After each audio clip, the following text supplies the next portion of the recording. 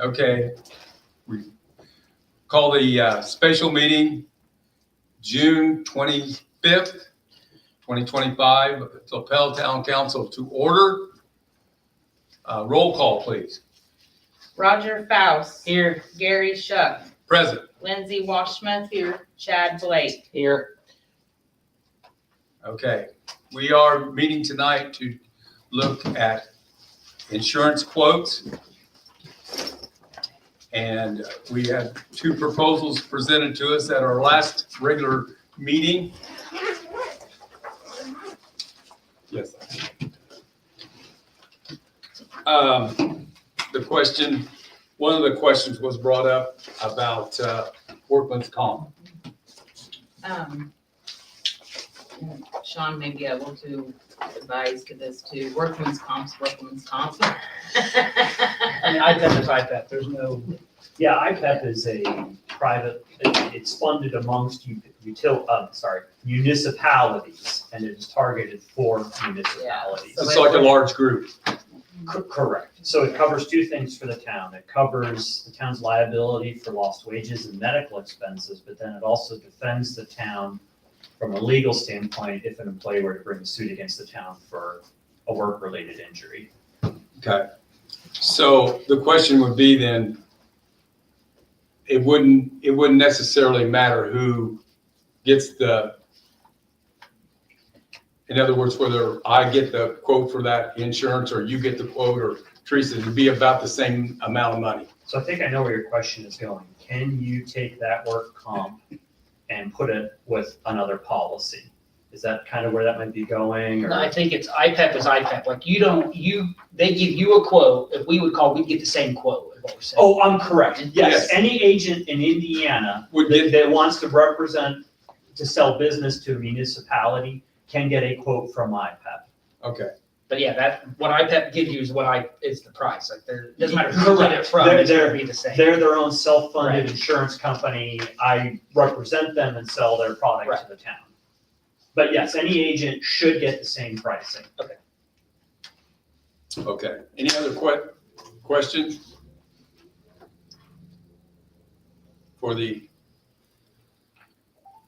Well, the thing I see is in the Myers quote, it has the IPEP. Yes. IPEP quote in there for workman's comp. So if you take that out of that quote and compare it with the other quote from, what is it? It's Clark. Yeah, Clark Agency, but it's the selective insurance. The Myers quote is a little bit less on the rest of it. So that is correct, that no matter where you go, the IPEP is the same thing. So any questions or comments or, May I ask a question? yes, Is the Chair- coverages pretty much the same too? yes, What about the Com- deductibles?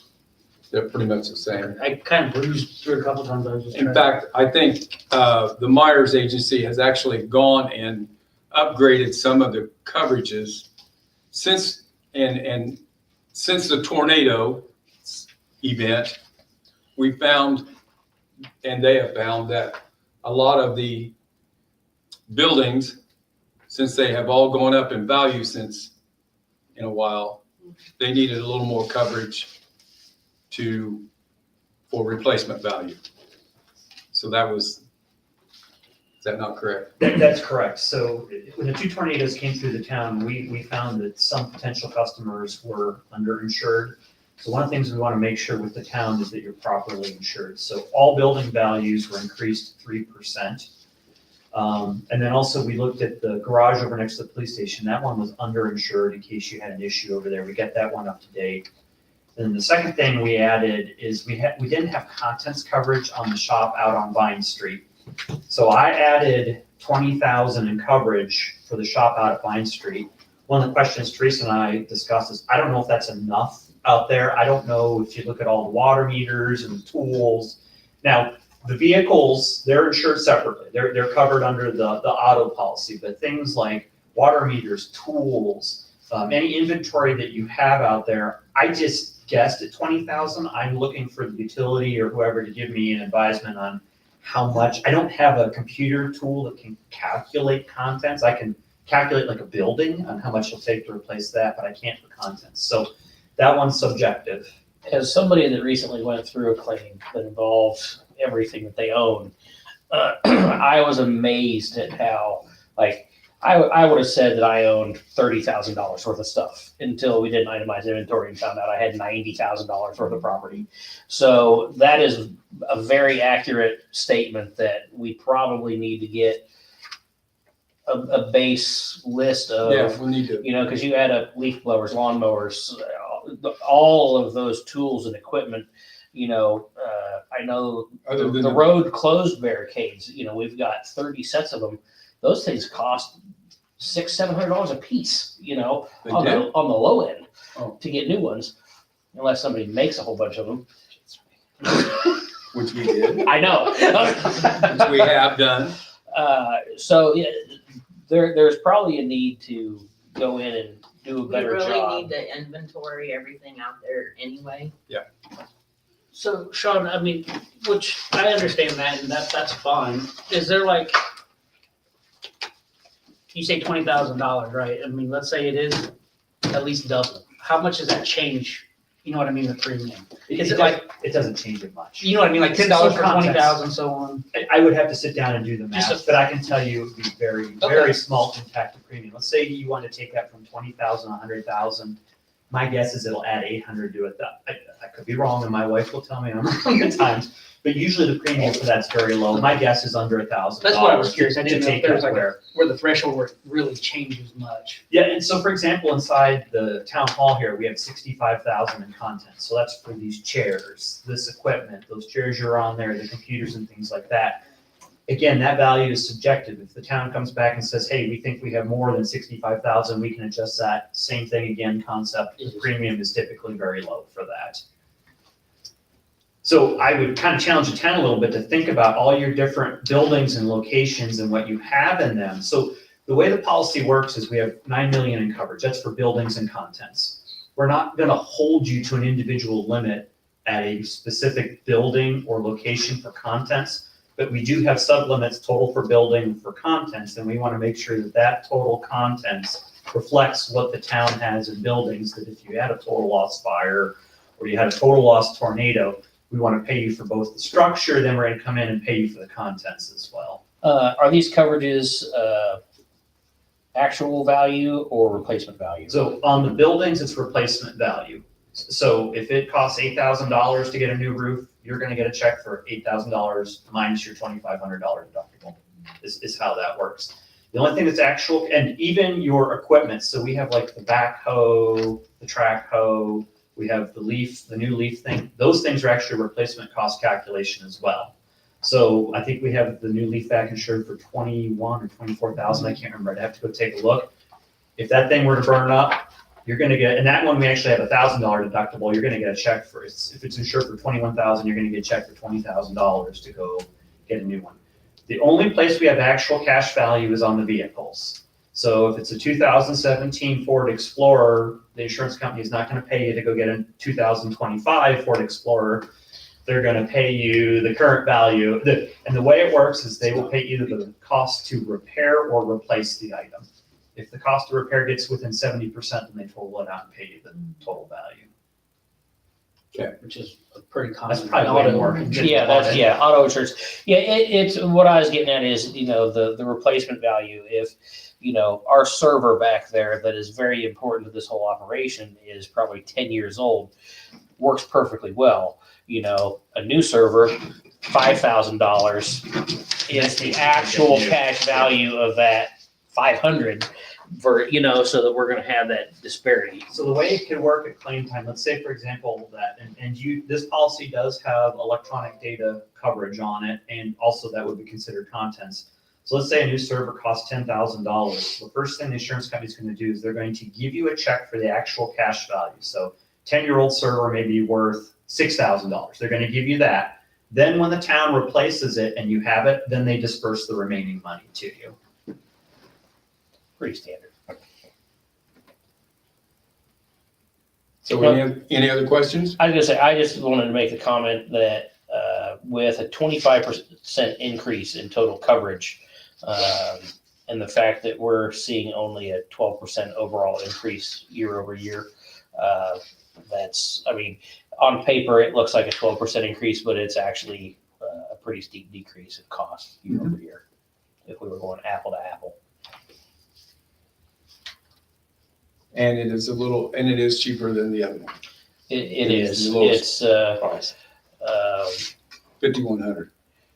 51,000, it's $5,000 cheaper. In that quote, we did not, I'm just asking, did not have the cyber, right, on your quote? I mean, I know it's an additional, but it's not in. Correct. That is not included in there, any cyber, and there's two parts to that. There's cyber liability and then there's data ransom.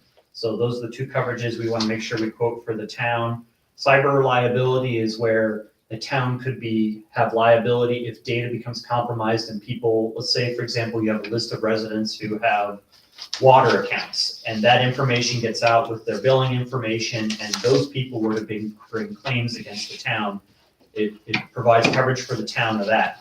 Then there's a second option, which is data ransom, and this is what happened at the Madison County Courthouse, where if somebody actually gets your data and tells you have to pay a fee to get it back, then there's coverage for that as well.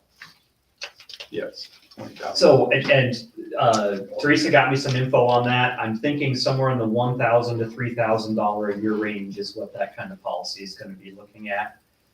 Again, that's me just doing this and looking out there, but that's what we're probably looking at. Okay. Entertain a motion. I would make a motion to approve the contract with Myers Insurance with the addition of the data and ransom, the two coverages, if those do not exceed $5,000. Second.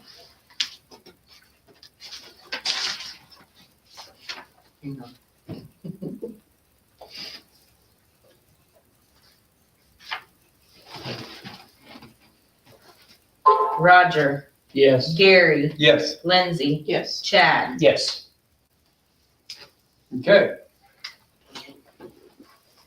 I know that's all we wanted to do was talk about insurance tonight, but we need to get one thing on their agenda. As mentioned, last Thursday night, we had an individual that is complaining about John Street, south of 4th Street. And so we go down there and look at it, and it was a concrete street, or it is a concrete street with an inch of asphalt laid over it. And the asphalt is now coming up. So it is that whole first section from 4th Street to the alley is coming up. So we marked that off, and the EMB paving folks came out and did us an estimate. And for 433 square yards, milling and repaving, $90,450. So I would make the motion to that. We accept that proposal. They would do this in conjunction with their State Road 13 project and our 9th and Woodward Street project. So this is a different location, correct? This is a different location. This is Ice Cream Plus. I just want to make South sure we're on by the same Spring Is page. that made motion or No, you said entertaining? I made that motion. I will second. Roger, Yes. Gary, Yes, Lindsay, Yes. Chad. Yes. we're getting, no, that's okay. We're good. We're good. Okay. Is that all we have? That's all we have tonight. Thank you all. Appreciate that on that paving. We're done. Oh, motion to adjourn. I'll make a motion. All in favor? Aye. Lindsay second. Somebody push the Sorry, button. dude. You need to learn shorthand. It's not that.